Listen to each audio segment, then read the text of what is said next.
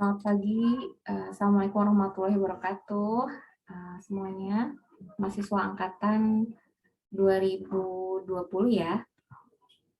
Baik, kembali lagi di mata kuliah mikrobiologi dengan saya Dr. Gigi Felisa. Kita akan belajar sesuai dengan topik yang kita bahas sebelumnya, adalah tentang sterilisasi dan desinfeksi.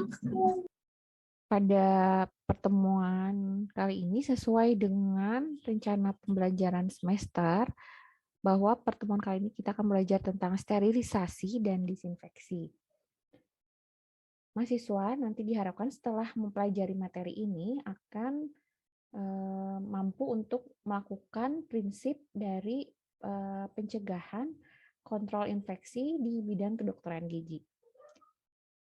Adapun penilaian nanti yang akan saya lakukan adalah setelah memahami materi ini, mahasiswa akan mengerjakan post-test. Jadi penilaian akan berdasarkan pre-test dan juga post-test, dan nanti saat UTS dan UAS. Beberapa aturan yang harus ya.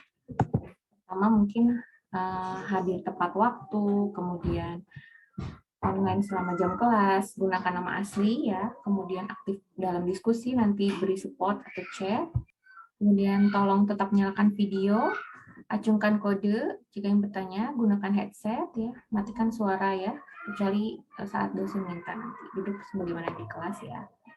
Selanjutnya adalah materi tentang sterilisasi. Nah, di sterilisasi ini kita akan belajar tentang pertama, kategori dari dental instrumen atau alat-alat kedokteran gigi. Yang kedua, tentang sterilisasi.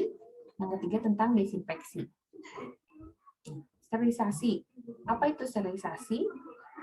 Sterilisasi itu adalah menghancurkan semua mikroorganisme pada permukaan ataupun cairan untuk mencegah dari penyebaran penyakit, transmisi penyakit. Nah, sterilisasi itu ada beberapa alat nih ya. Ada alat kritis, alat semi kritis, dan non kritis nih. Kalau alat kritis adalah alat yang masuk ke jaringan lunak dan tulang dan juga berkontak dengan aliran darah. Ya. Ada yang tahu tidak contoh dari alat dari kritis misalnya? Ada yang sebelumnya pernah baca nih alat semi kritis nih di kedokteran gigi dan non kritis? Ya, yang raise hand siapa? Diandra. Ya, Diandra silakan Diandra. Kritis itu yang masuk ke mulut seperti tang ekstraksi atau scaler gitu dok. Kalau untuk alat semi kritis ada alat diagnostik dasar seperti pinset, kaca mulut gitu dok. Sedangkan kalau untuk alat non kritis itu yang tidak masuk ke dalam mulut, contohnya seperti alat tensi gitu dok. Itu yang saya tahu sih dok. Ya, Terima kasih betul dok. betul ya Diandra ya. Jadi tadi alat kritis itu yang masuk ke jaringan lunak, ke dalam tulang ataupun mengenai darah. Jadi itu maka disebut kritis karena dia resiko penularan infeksinya paling besar, sehingga diperlukan alat-alat ini disterilkan dengan menggunakan sterilisasi panas. Nanti kita akan belajar ya, sterilisasi panas itu ada beberapa macam. Yang kedua tadi semi kritis, contoh itu yang hanya mengenai jaringan mukosa. Ya, jadi tidak masuk ke darah. Itu dia resiko transmisi infeksinya alat ini adalah lebih rendah. Tadi contohnya betul kaca mulut dan misalnya pinset, jadi mengenai tapi tidak masuk ke jaringan. Jadi ini menggunakan sterilisasinya tetap menggunakan sterilisasi yang panas ya, untuk yang alat tahan panas. Tapi untuk yang tidak tahan panas, yang mudah meleleh, misalnya bahan plastik, gunakannya yang disposable, yang sekali pakai ya.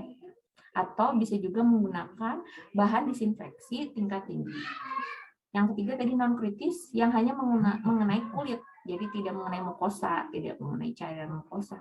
Itu tadi contoh-contohnya yang mengenai permukaan kulit, bisa tadi tensi gitu ya, kemudian alat untuk foto radiografi gitu, yang hanya mengenai bagian luar itu ya.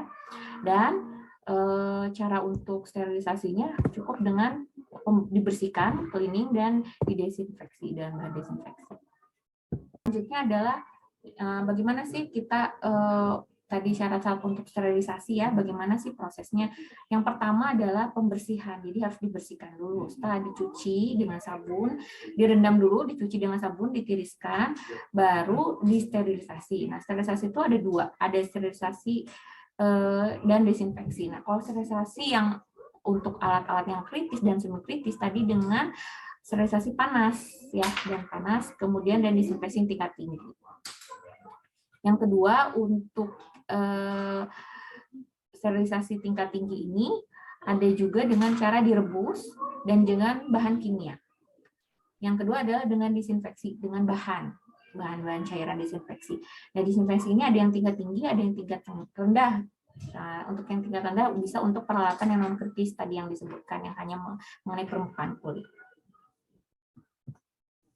Ya, selanjutnya adalah pembersihan. Nah, pembersihan itu seperti apa sih? Tujuannya untuk apa? Untuk menghilangkan debris dan kotoran. Nah, pembersihan ini bisa dengan manual, dengan cara kita biasanya menyikat menggunakan surfaktan itu sabun, deterjen atau cairan-cairan pembersih lainnya. Kemudian ataupun dengan alat mesin otomatis ada. Jadi berupa ultrasonic cleaner, washer disinfektor ada. Nah, bila bilas kemudian alat ini dengan air keran, memastikan semua debris dan sisa dari deterjennya terbilas. Baru dikeringkan, setelah dikeringkan di packaging. Ya, packaging itu biasanya bisa menggunakan tadi paper atau plastik pouch, bisa juga dengan wrap ya. Biasa kita nanti di RSG menggunakan wrap. Ideal untuk membungkus alat bedah atau plastik pouch juga bisa ya. Sudah ada ya di pasarannya, bisa dipakai. Ada yang ketiga menggunakan kontainer. Kontainer sekarang udah tidak digunakan. Kontainer itu seperti wadah dari stainless ya, itu kontainer. Nah, ini untuk apa sih? Untuk pastinya kita tahu bahwa alat kita itu steril atau tidak, kita bisa menggunakan indikator kimia ini yang dimasukkan ke dalam plastik pouch tersebut. Nah, yang selanjutnya adalah sterilisasi panas tadi ya. Sterilisasi panas itu dia bisa menggunakan tadi uap dengan tekanan tinggi atau disebut juga dengan autoclave ya. Autoclave yang biasa dipakai di RSDM 4 itu siklus penggunaan waktunya ada 20 menit. Nah, tergantung suhunya. Kalau suhunya 121. Tapi kalau misalnya ingin waktunya lebih cepat, nah suhunya dinaikkan 134 derajat Celcius. Dia ini mampu membunuh mikroorganisme pada alat itu sangat baik, tapi tidak bisa untuk yang bahan plastik ya, karena bisa rusak. Kemudian yang kedua ada dengan oven ya, ada juga yang masih menggunakan di praktek dokter gigi menggunakan oven ini. Waktunya lebih lama daripada autoclave, dia bisa 1 jam sampai 2 jam. Dan suhunya lebih rendah daripada autoclave. Harganya relatif murah, tapi dia juga sama merusak plastik berbahan plastik dan juga karet. Yang ketiga dengan uap kimia dengan gas etilen oksida, waktunya lebih lama lagi, 4-12 jam. Ini bisa digunakan untuk alat yang berbahan plastik ya. Nah, sterilisasi itu kita juga perlu melakukan monitoring sekali-kali ya untuk mengetahui apakah alat kita masih bagus atau masih bisa mensterilkan atau misalnya tidak mampu membunuh semua bakteri. Nah, itu bisa pakai indikator kimia ataupun indikator biologi. Nah, kalau indikator biologi itu menggunakan bakteri. Bakterinya adalah Biobacillus thermophilus. Nah, ini kalau misalnya tidak tumbuh bakteri ini pada alat sterilan kita, berarti alat kita itu masih bagus sterilisasinya. Karena bakteri ini, Biobacillus thermophilus ini bakteri yang paling tahan terhadap panas tingkat tinggi. Jadi kalau bakteri mati, otomatis bakteri lain di bawah ini pun bisa mati. Itu makanya dia sebagai indikator biologi. Yang kedua, penggunaannya di setiap minggu ya, tadi meletakkan indikator biologinya itu yang di dalam ini, vial ini ke dalam pouch, diikut sertakan dalam proses sterilisasi. Pertama pada hari kita akan melakukan sterilisasi sebelum siang, jadi misalnya kita pagi sterilisasi, nah saat itu diuji coba. Kemudian kalau yang kedua indikator kimia itu setiap proses sterilisasi kita bisa pakai ya. Kemudian Untuk apa sih monitoring sterilisasi gitu ya? Untuk mengetahui nih apakah ada terjadi kegagalan sterilisasi. Nah, kegagalan sterilisasi itu bisa banyak penyebabnya. Pertama karena permukaan yang dingin, awalnya suhunya dingin, kita kemudian siklus yang salah waktu lamanya, kemudian panasnya tadi salah, derajat Celciusnya panasnya salah sehingga tidak waktunya terlalu sebentar misalnya. Kemudian terlalu banyak muatannya, kelebihan beban, terlalu banyak nih alat yang disterilisasi penuh. Kemudian pengemasan yang tidak tepat ya, misalnya terbuka pouchnya gitu, atau tadi kurang bersih pencuciannya dan sebagainya. Nah, desinfeksi nih masuk selanjutnya. Tadi kan kita belajar sterilisasi, kita akan sekarang membahas tentang desinfeksi. Sebelumnya saya mau tanya, ada yang tahu tidak desinfeksi itu apa? Ada yang mau jawab? Coba izin menjawab. Untuk desinfeksi itu adalah suatu proses membunuh mikroba atau virus pada permukaan benda yang mati, Dok. Ya, betul ya. Jadi membunuh semua mikroorganisme di permukaan benda mati ya. Ada nih selanjutnya desinfektan, istilah desinfektan. Ada yang tahu desinfektan apa? Ada yang mau menjawab? Kalau desinfektan itu bahannya ya, Dok? Ya, betul ya, bahan. Jadi desinfektan itu bahan apa? Bahan yang digunakan. Maaf, tadi untuk belum. Iya, Dok? Siapa ya? Oh, Nadira. Iya. Iya, Dok. Kalau desinfektan itu bahan yang digunakan untuk desinfeksi, Dok, untuk membunuh mikroba ataupun juga virus, Dok, di benda mati juga. Ya, betul ya. Desinfektan bahannya untuk membunuh mikroba, mikroorganisme, virus yang ada di permukaan benda mati ya, di benda matinya. Selanjutnya antiseptik. Ada yang mau jawab antiseptik?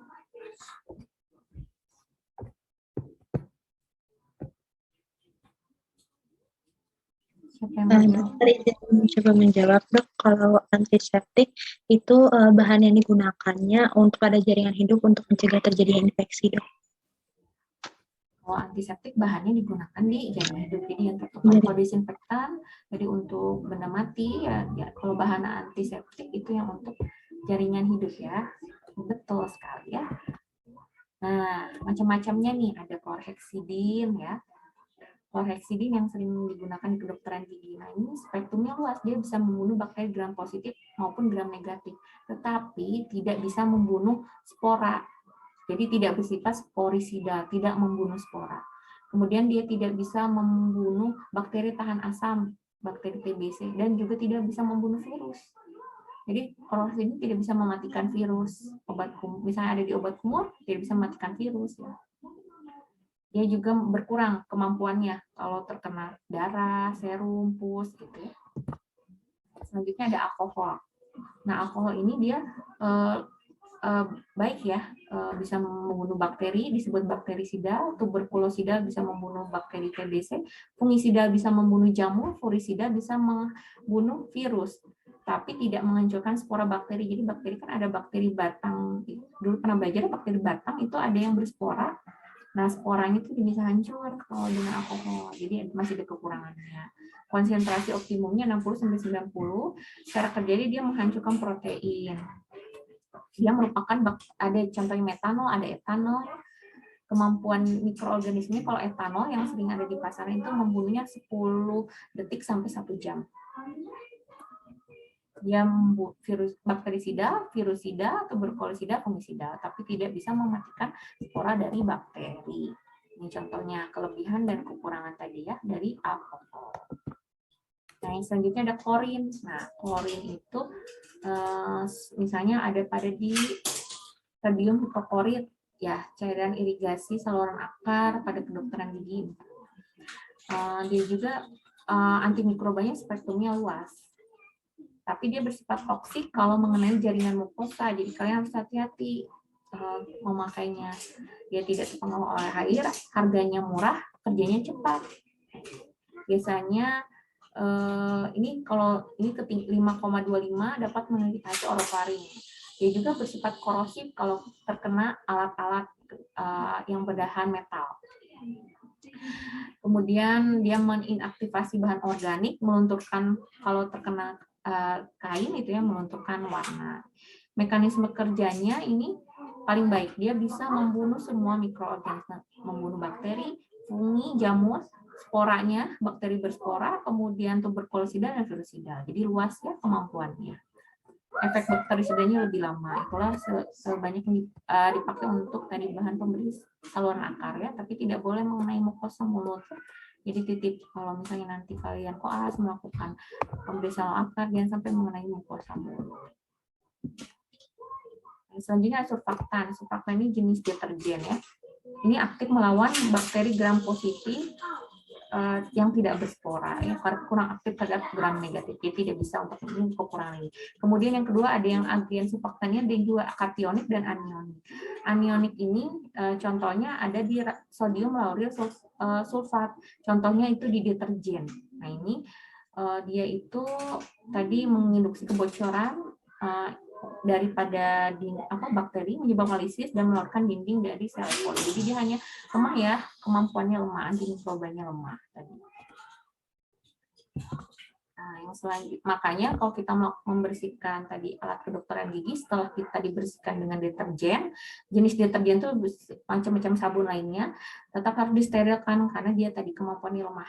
Selanjutnya ada glutalaldehid. Nah, glutalaldehid ini bersifat luas juga, dia membunuh bakteri tuberkulo dan kemudian jamur, virus dan juga spora. Jadi hampir sama dengan klorin ya. Mekanisme kerjanya ini mengganggu sintesis protein, DNA, RNA pada mikroorganisme. Kemudian dia merupakan bahan disinfektan tingkat tinggi ya. Bisa untuk alat medis.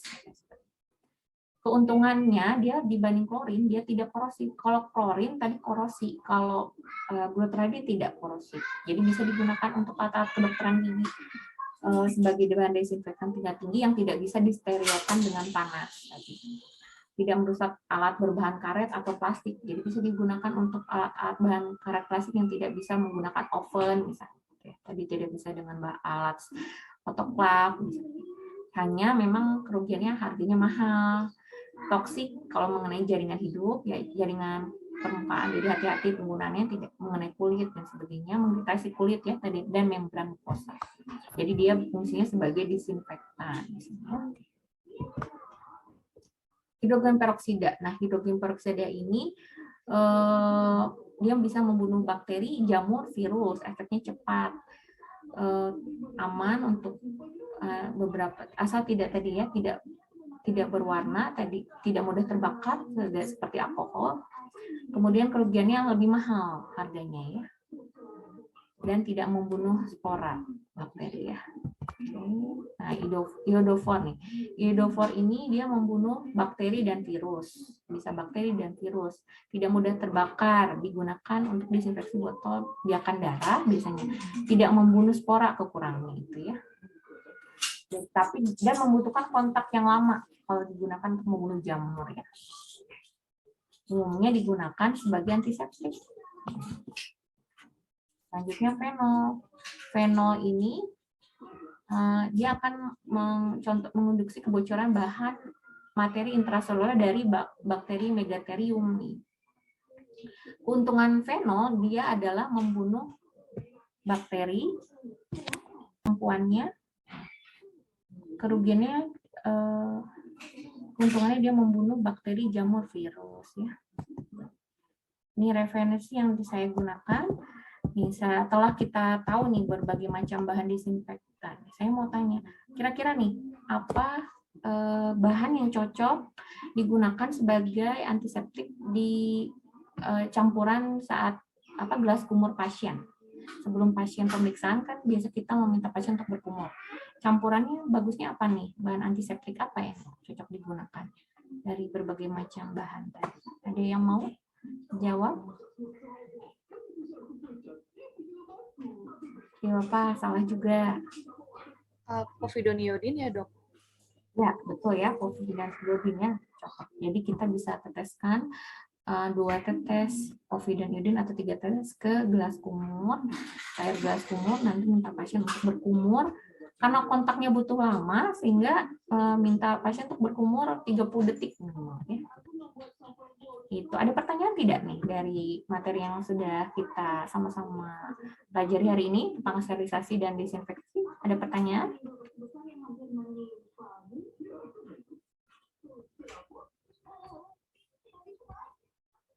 Cukup jelas ya?